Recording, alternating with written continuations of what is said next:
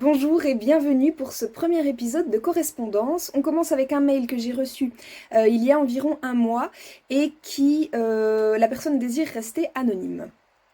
Bonjour Lily, c'est la troisième fois que je dois mettre fin à une histoire où l'autre ne s'engage pas. Soit il était marié et me promettait de la quitter sans jamais le faire, un autre me disait sans arrêt qu'il n'était pas prêt pour plus, ou bien là il ne voulait pas que notre relation se sache et je suis restée dans l'ombre à attendre qu'il officialise. Il ne l'a jamais fait. Avant ça je suis restée 7 ans avec un homme pour qui j'ai tout donné. Il avait des problèmes avec l'alcool, c'était son vice, je l'ai accueilli chez moi, je payais tout car il ne travaillait que par période, j'attendais qu'il aille mieux. Finalement j'ai appris qu'il me trompait et le confinement l'a rendu agressif. Je lui ai dit de partir, j'étais épuisée et dégoûtée. Avec tout ça, je me suis perdue, ma vie est un chantier, je ne sais plus où aller professionnellement, si je veux des enfants ou pas, je vis au jour le jour et je suis inquiète de ne rien construire dans ma vie. Alors, concernant cette histoire, merci d'ailleurs de nous la raconter, je note déjà un contraste entre la première histoire qui a duré 7 ans et les 3 histoires suivantes. Dans la première histoire, on a une personne qui se surengage pour pallier aux difficultés de son partenaire, que ce soit les difficultés vis-à-vis de l'alcool, vis-à-vis du travail, des finances, vis-à-vis du logement apparemment aussi. Et puis dans les 3 histoires suivantes, on a une totale impossibilité de s'engager. Alors souvent les schémas relationnels dépendent de réflexes que notre cerveau a intégrés, en particulier la partie émotionnelle du cerveau, et elle intègre ces réflexes au cours des événements de vie marquants et en particulier des événements traumatiques.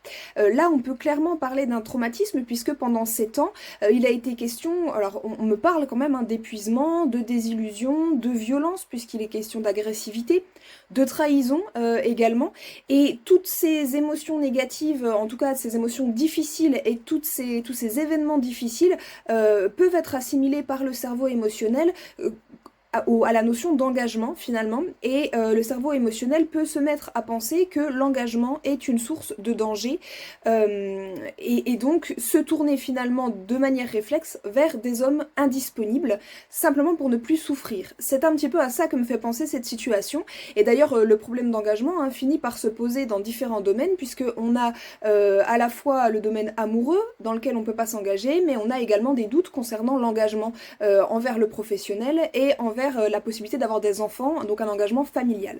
Donc un problème comme ça qui se généralise petit à petit et qui part donc d'une situation de base où l'engagement était très problématique et où il y avait un surengagement.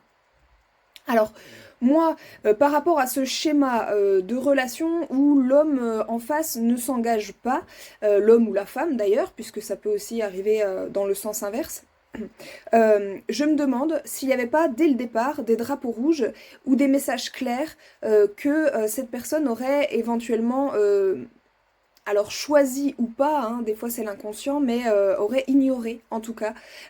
Par exemple, un homme qui commence une relation en disant je ne me sens pas prêt, il est en train de dire quelque chose qui demande à être entendu et à être pris en considération. De la même façon, un homme qui dit qu'il est marié, c'est un fait à prendre en compte. Évidemment, ça pose la question d'être capable de considérer la réalité d'une relation, non pas en fonction de nos projections, mais en fonction de la réalité présente de la relation. Une personne mariée, elle n'est pas libre. La question n'est pas de savoir si elle sera libre plus tard ou encore plus tard ou bientôt, peu importe. La question est de savoir que là, tout de suite, maintenant, elle n'est pas libre pour fonder le projet que peut-être tu as envie de fonder. De la même façon, quelqu'un qui dit qu'il n'est pas prêt, la question n'est pas de savoir s'il sera prêt plus tard. La question est de savoir est-ce qu'il est prêt aujourd'hui pour ce que moi, j'ai envie de construire dans ma vie aujourd'hui. En soi, il n'y a pas de mal à vouloir vivre des relations sans engagement. Toute la question est de savoir comment chacun se positionne et d'amener chacun à se positionner clairement, sans faire d'hypothèses sur ce que pourrait être la suite de la relation, sur ce que pourrait devenir la personne qu'on a en face de soi, sur la guérison éventuelle de la personne au long terme, sans s'illusionner sur la situation et ce qu'elle pourrait devenir, mais bien en fonction de la réalité présente, prendre en compte les informations qu'on a aujourd'hui et se positionner par rapport à ces informations et à ce que nous, on a envie de construire.